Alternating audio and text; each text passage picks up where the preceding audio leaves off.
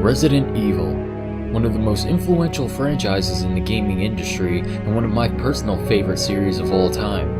The Resident Evil series has been scaring gamers for over 15 years now, but not always in the way that it was intended to. Over the past few years, the series has been in a rough state of decline as industry standards have shifted from methodically paced experiences to games that gratify players instantly with little to no effort. Through this shift in paradigm, we can understand how the franchise has degenerated into a state of disarray, and perhaps through this understanding, we may understand how the series can not only learn to survive, but thrive in an industry that celebrates banality en masse. This, my friends, is Resident Evil and Degeneration, a series overview by Atrophy of Soul. So before we get started, I'd like to preface this video by defining standards, reverence, influence, and how these ideas produce context for the current decline of the Resident Evil franchise, and perhaps many other franchises in gaming as a whole.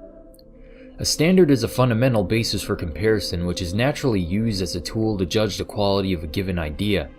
In most cases, this standard is an archetypal model that has sustained scrutiny over the course of its existence as a superlative, unique, or novel means to go about fulfilling a given concept's inception. Oftentimes, archetypes elicit refinement and reapplication of their core principles, which establish various rules and boundaries to follow in order to sustain the concept's essence as it's experimented with. In the formation of these rules and boundaries, genres are created, sustained, and attenuated as the zeitgeist dictates. However, with the decline of a given genre's popularity, the influence of the initial model will degrade with the introduction of new and supposedly improved methods of construction. A shift in methodology begets a shift in focus as new ideas replace old ones, redefining precedents set by previous models while staying true to their core principles by building upon them as opposed to expunging them completely. If the idea that drives a given concept is forgotten over the course of a model's existence, the concepts that were once being built upon may become muddled enough to become forgotten entirely, producing a shallow and lifeless experience lacking completely in its once clearly defined identity.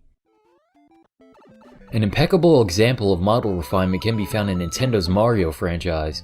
While Mario is no stranger to spin-offs, the core series of platformers has been refined and redefined without losing focus on the essence of what made the series appealing in the first place.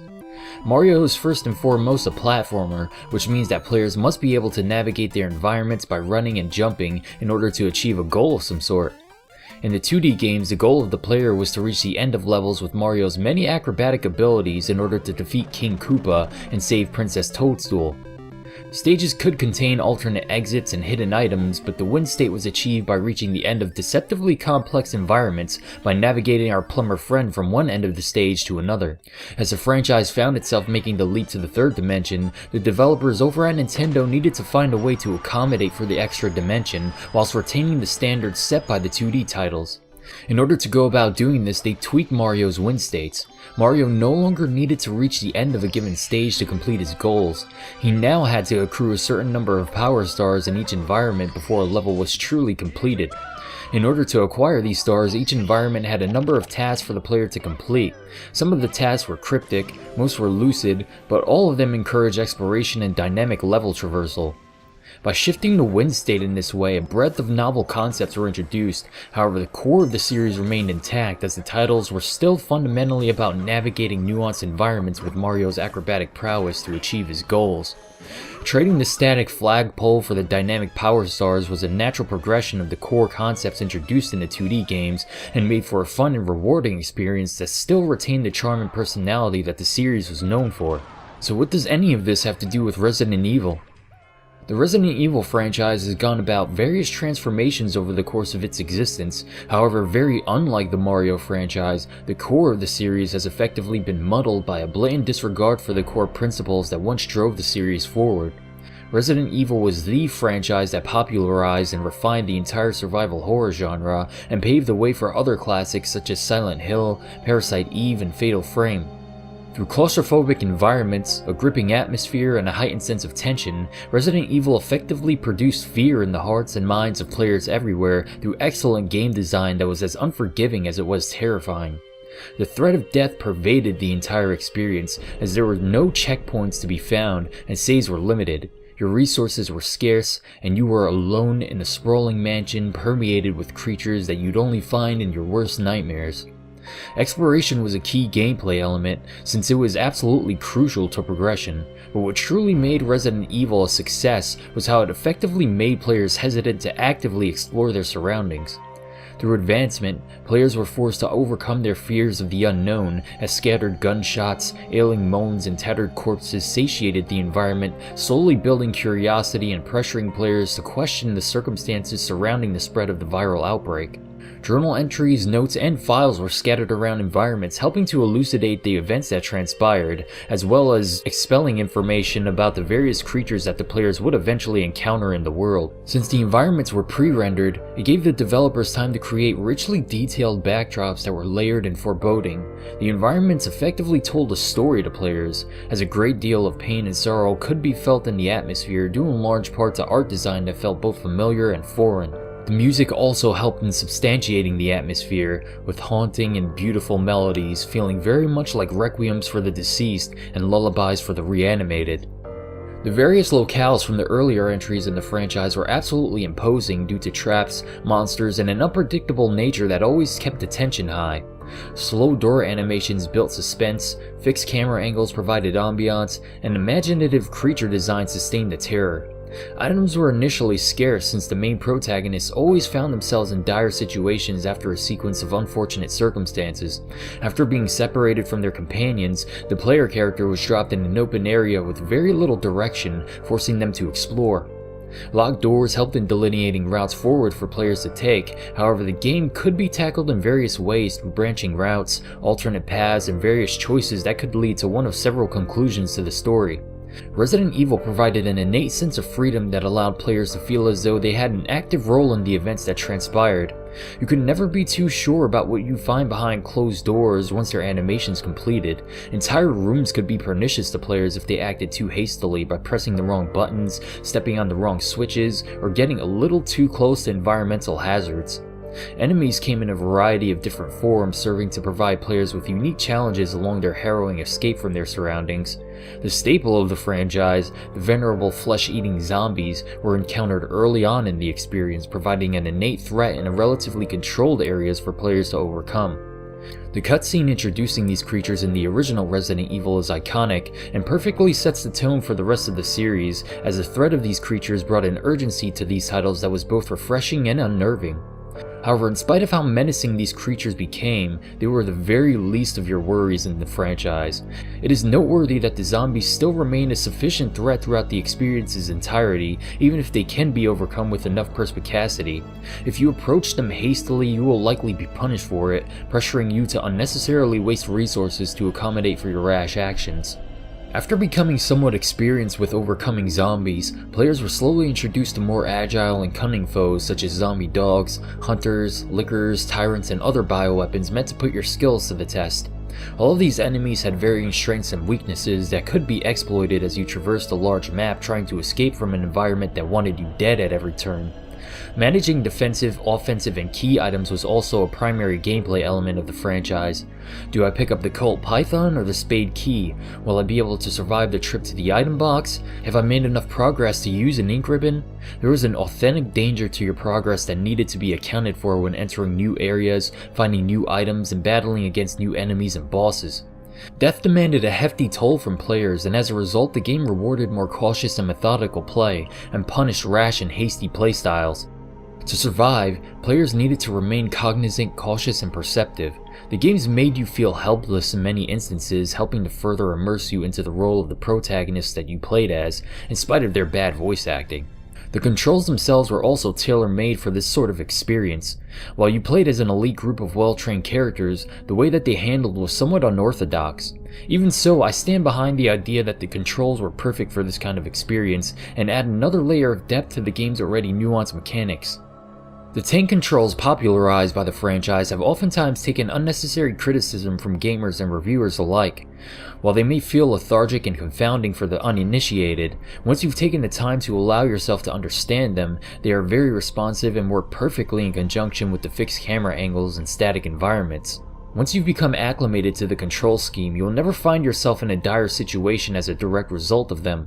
If you're walking into zombies at an alarming rate, you have only yourself to blame and should learn to tread a bit more cautiously. What Resident Evil was able to achieve was a direct result of game designers who were particularly sagacious. They understood that the best way to elicit fear was to cause players to question their every action, and made it abundantly clear that rash actions had dire consequences, which made us players particularly aware of just how exposed we truly were. You never felt particularly empowered or confident throughout your initial playthroughs of these games. They put you on edge and forced you to the brink of precipice with little to no remorse. Most of the time, it felt as though you'd barely managed to walk away from encounters with your life intact, and that's what Resident Evil was all about. That was its identity, clearly defined for all to see: survival horror. As the series progressed, new elements were introduced, including dodge maneuvers, damage states, new items, weapons, monsters, and locations. However, the core of the series remained intact. Your objective was always to survive, whilst exploring large environments in order to escape the horrors that lurked in the shadows. After a number of entries in the series were released, reviewers and gamers began to complain about stagnation. While the series made sure to introduce new variants to the tried and true gameplay system with each subsequent entry, the advent of analog control and fully rendered 3D environments had become the norm, making the series feel antiquated when compared to its more bombastic contemporaries. After experimenting heavily with various alternate scenarios, gameplay methods, and settings, the developers over at Capcom decided to revamp the series by changing the game mechanics entirely with the introduction of Resident Evil 4, at least ostensibly.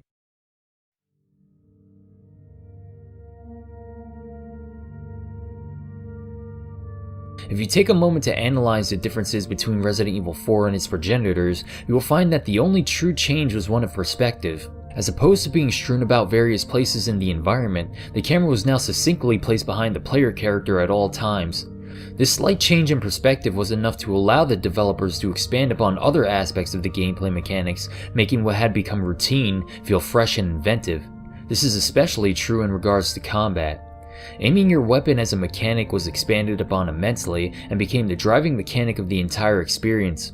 The classic entries in the franchise initially forced players to manually aim their weapons at enemies. However, due to the restrictions caused by the fixed camera angles, an auto-aim function was introduced in Resident Evil Director's Cut. This auto-aim helped to balance the experience and alleviate any frustration that manual aiming may have caused in particularly obscured areas of the game that made aiming feel unfair and unintuitive. Through the expansion and refinement of aiming came a larger focus on combat mechanics. Resident Evil 4 was a far more action-oriented experience due to the shift in paradigm. However, in spite of this, the new gameplay mechanics did allow the title to hasten the intensity with sequences that couldn't have been accomplished in prior entries. Since you could no longer see what lurked behind your player character at all times, being bombarded by waves of enemies became a harrowing and visceral experience that was tense and intimidating. Item management was also redesigned to accommodate for the more action-oriented game mechanics. As opposed to being forced to manage key items, as well as weapons, ammo, health, and ink ribbons, the inventory was streamlined and only tasked players with managing weapons, ammunition, and health items. Ink ribbons had been completely done away with, as typewriters came readily equipped with enough ink to save progress as often as players liked. The game also featured checkpoints as well as chapters, streamlining the experience further. Since key items no longer needed to be managed, exploring environments and becoming familiar with their layouts was less important. Puzzles were few and far between, and figuring out where to go next was a non-issue, making the game feel surprisingly linear for a Resident Evil title.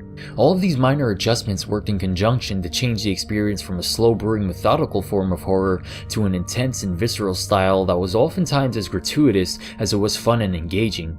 Resident Evil 4 marked a new beginning for the franchise, whilst paradoxically laying the foundation for its degeneration.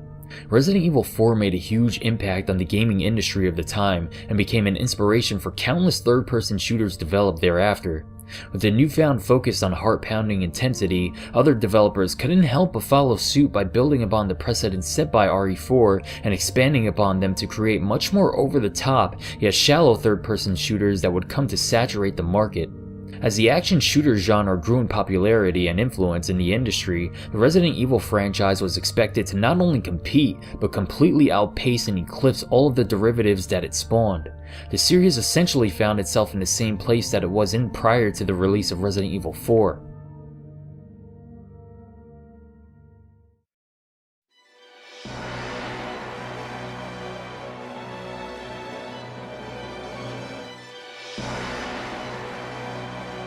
Through Resident Evil 5, the series would experience its first identity crisis, due in large part to the expectations of the gaming market at the time and a reluctance from the developers to shed the franchise of its essence and identity. While Resident Evil 4 was a horror game with a steady focus on action, Resident Evil 5 was an action game with little more than a horror motif. When RE5 finally released, many felt that the franchise was again suffering from stagnation and antiquity. RE5 retained the tank controls that the series was known for, which caused a large divide amongst player consensus in regards to the title's overall quality. Many complained that RE5 felt like a step back for the franchise because it still retained elements of a survival horror game, while attempting to amalgamate elements of popular action games of the era. Item management was still a key component of the experience. The shooting mechanics were methodical and tactical, however the added emphasis on co-op frustrated players due to being forced through the game with an AI teammate who acted more as a burden than a means of support. When playing through the game solo, it felt almost like one large escort mission due to your erratic AI teammate. However, if you had a steady partner to play through the game with, the experience was engaging and addictive from start to finish. Resident Evil 5 suffered due to industry demands of the time and an attempt to appeal to a wider audience. It was eclipsed by the legacy of its progenitor and was expected to compete with experiences that strayed largely from the formula that the series had been known for. Resident Evil was never an action franchise. It was always a series about survival and overcoming incredible odds through your wits and ingenuity. Resident Evil 5 was the first time in the series' history where the survival elements felt diluted for the sake of appeal, causing the experience to feel lacking overall.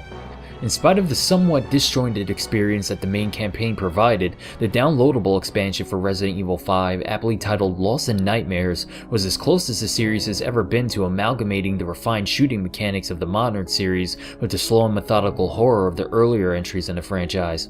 Lost in Nightmares allowed players to once again explore a haunting and treacherous environment. It stripped away any sense of empowerment that players may have felt by forcing them to place themselves in hazardous situations in order to overcome the monsters that stalked you throughout the environment.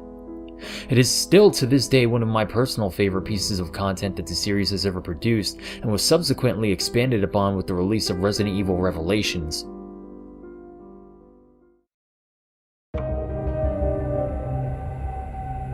With Resident Evil Revelations, it seemed as though the developers had once again managed to remember that Resident Evil was meant to be a horror franchise. Placing players on a seemingly abandoned cruise ship, Revelations had all of the ingredients to be one of the best titles in the entire series. The atmosphere was brooding, the environments were beautiful yet chilling, the music was haunting, the enemies were familiar yet disturbing, and the gameplay was intense and frenetic. In many ways, Revelations had marked a return to form for the franchise after RE5's overt identity crisis. However, in spite of all of its accomplishments, Revelations still felt somewhat lacking. The game was split into a number of episodes which had a nasty habit of interrupting gameplay, thus outright destroying any sense of immersion or tension that had been built up prior to those intrusions. Item management was practically non-existent. Even though players were equipped with an inventory, it functioned mostly as a means for players to learn about any items that they had acquired. Beyond that, it was negligible. The game did try to include some elements to make exploration a larger focus of the experience. There were plenty of hidden items scattered around locales that needed to be sought out through a scanning system very reminiscent to the Metroid Prime games, but much more shallow in comparison. The primary flaw of Revelations lied in its hesitance to delve further into the mechanics that it introduced. It seemed as though the exploration and puzzles were included merely to resemble the earlier titles in the franchise, as opposed to being layered mechanics that were integral to the experience overall. Revelations was definitely a step in the right direction for the series, as it provided enough of a foundation for subsequent entries in the franchise to be built upon. If the developers of RE6 had built upon Revelations' contingencies when creating the game, it's definitely possible that RE6 would have been the masterpiece that longtime fans of the series had been clamoring for.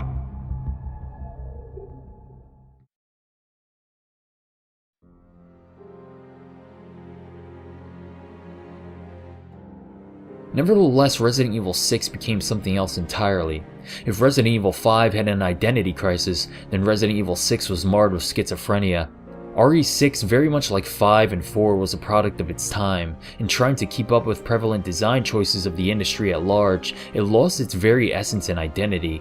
It was no longer about survival horror, it was about action set pieces. It was no longer about haunting atmospheres, it was about blowing things up. It was no longer about exploring locales, it was about getting from checkpoint to checkpoint. Resident Evil 6 was little more than a run-of-the-mill third-person shooter featuring characters from the Resident Evil universe. It felt bloated and myopic, and was hugely disappointing.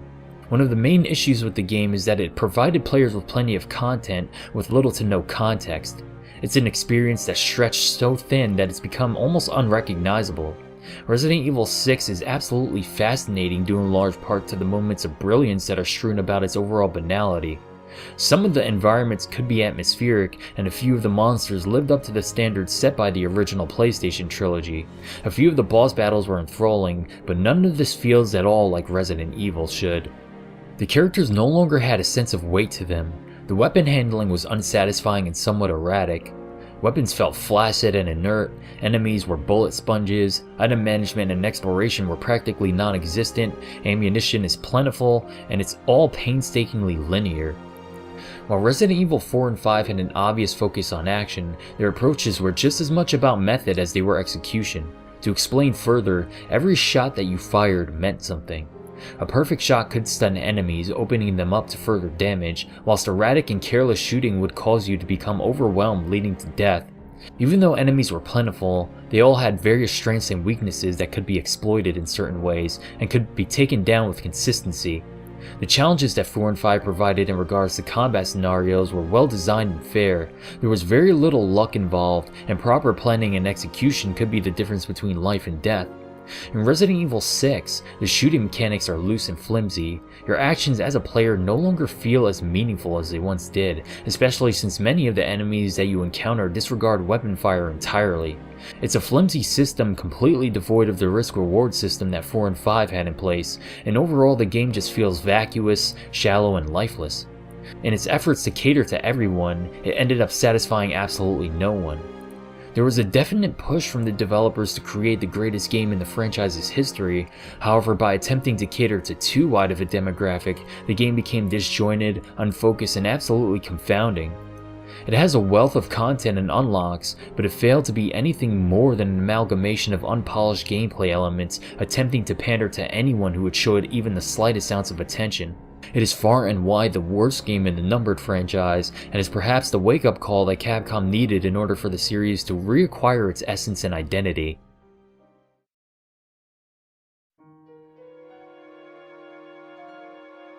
What makes Resident Evil has become so muddled amongst spectacles, set pieces, and QTEs that the designers have effectively lost sight of what defined the franchise in the first place: survival horror.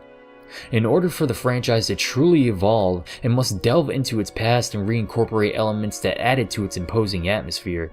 Whilst the industry has moved on from many of the design elements that were presented in the earlier titles in the series, this does not mean that those mechanics are now in and of themselves irrelevant and unintuitive. There is a distressing trend in the gaming industry wherein old design elements are criticized for being dated and archaic, as though those design philosophies couldn't be expanded upon to create something brand new and fresh. Is it at all possible to create a title that expands upon the elements presented in the early entries in the series whilst retaining a sense of wonder, excitement, and dread? I do believe that it is very possible, and as such I will outline some of the many ideas that I personally have in regards to pushing the series forward, whilst reincorporating elements that were once focal points of the franchise's experience. Going back to square one, the series must once again focus on vast and sprawling environments for players to explore. Players should be allowed to familiarize themselves with their surroundings, searching for clues, finding maps, keys, solving puzzles, and of course avoiding danger. The environment itself should be somewhat hazardous, richly detailed, layered, and full of surprises.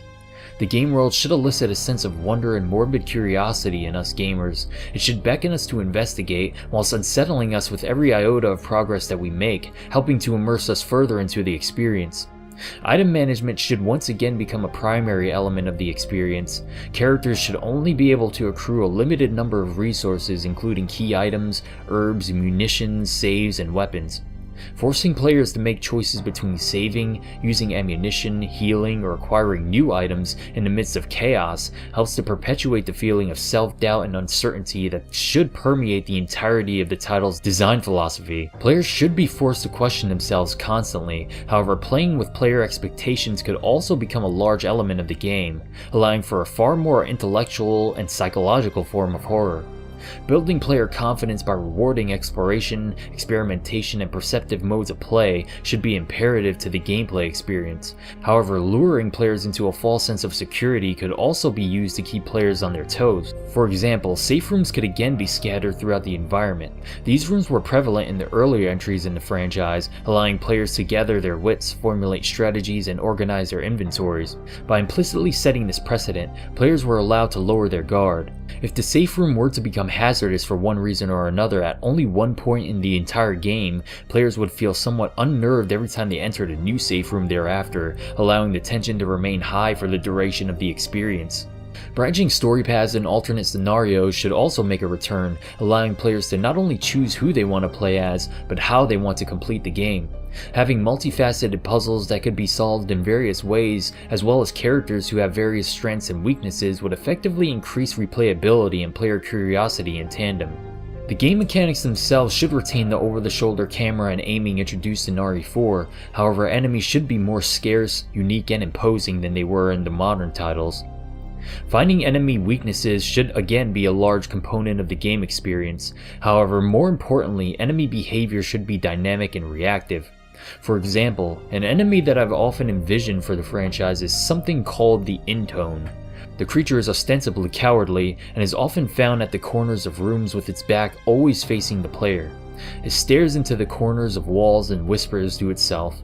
The whispers themselves are hard to hear, but if you take the time to actually listen to them, you will notice that the monster is aware of its metamorphosis and on some subconscious level is searching for a means of euthanasia.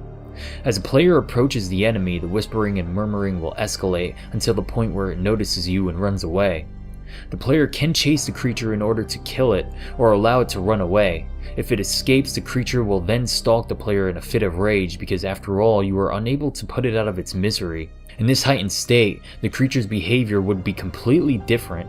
Instead of staring through walls in a state of catatonia, it would follow you from afar and examine your actions. The monster is also deathly afraid of its own reflection and will let out a cackle at the very sight of itself. This would allow players to understand where the monster was located in environments, and would be somewhat randomized. Players that are particularly cognizant will oftentimes notice the creature peeking out from the corners of hallways, behind cracked doors and open windows, just staring through you and waiting to strike. The twist with these monsters is that all of them can actually be saved, and depending upon your actions throughout your playthrough, some of your teammates may very well transform into these creatures. This will give players even more impetus to explore environments for clues about possible cures to this affliction through audio logs, journal entries, and scattered notes, whilst again placing exploration at the forefront of the experience. Giving each enemy a unique set of attributes, attacks, and behaviors would add layers to the gameplay depth and make for a uniquely rewarding, exciting, and frightening experience. Boss battles should be unique and almost game-changing in a sense, as the battles could take place across various rooms of the environment that players have explored. This could perhaps allow players to strategize as they run past rooms and hazards, allowing them to use their familiarity with their surroundings and environmental hazards against the boss itself. This could create a risk-reward system that adds intensity, urgency, and a layer of cunning to these visceral encounters. Defeating bosses should allow players to feel triumphant, yet somewhat exposed due to the number of resources that they may or may not have used during the skirmish. The battles themselves should also permanently change environments through their havoc, which will open off new areas and make old ones harder to get to. Players should always be forced to question themselves throughout the entirety of the experience, wondering what's in store for them in every single room that they encounter. Fear of the unknown should be palpable, and survival should always be a fleeting notion as you endure the next set of horrors coming your way. This is but a small taste of the things that I myself have in mind. However, there are plenty of novel and unique elements that could be derived from the series' past, as long as the developers remember what the series was all about in the first place, as I've reiterated countlessly over the course of this video: survival horror. As of the making of this video, Capcom has recently announced 2 new projects in the long-lasting franchise. The first is an HD re-release of Resident Evil Remake, which is in my opinion the greatest remake ever made, and the second is Resident Evil Revelations 2, starring Claire Redfield and Moira Burton, daughter of Barry Burton. The teaser trailer definitely shows plenty of promise. The overall feel of the game is very old school Resident Evil, tense, unsettling, and macabre, which definitely has me cautiously optimistic about this title. I believe that Resident Evil Revelations 2 is being used as a gauge for the franchise going forward. Since the game will be released in episodes, Capcom will be allowed to take liberties that they wouldn't normally take with their AAA releases. The developers can again take risks. They will be allowed to push the horror elements back to the forefront of the experience and perhaps revitalize the series whilst doing so. The reason that I made this video is because the Resident Evil series is one that I absolutely adore. I've been with this series since its humble beginnings and would hate to see it fade into mediocrity due to hesitance from Capcom and the developers in allowing themselves to innovate and change the formula just enough to become something wholly fresh and unique. Perhaps Resident Evil 6's failures will be another turning point for the franchise going forward. Perhaps the series will pull its battered visages from the colossal wreck that it created and endure once again. Perhaps the developers will learn from their past mistakes and become more aware of what they need to do in order to progress. Perhaps the series will once again learn what it means to survive. With that said, I hope that you all enjoyed my video on the Resident Evil franchise and its degeneration, and of course if you have any ideas for scenarios, monsters, locales, or plots for the series going forward, be sure to post them in the comment section below. I look forward to hearing everyone's ideas. Thanks for watching, and I'll talk to you all later.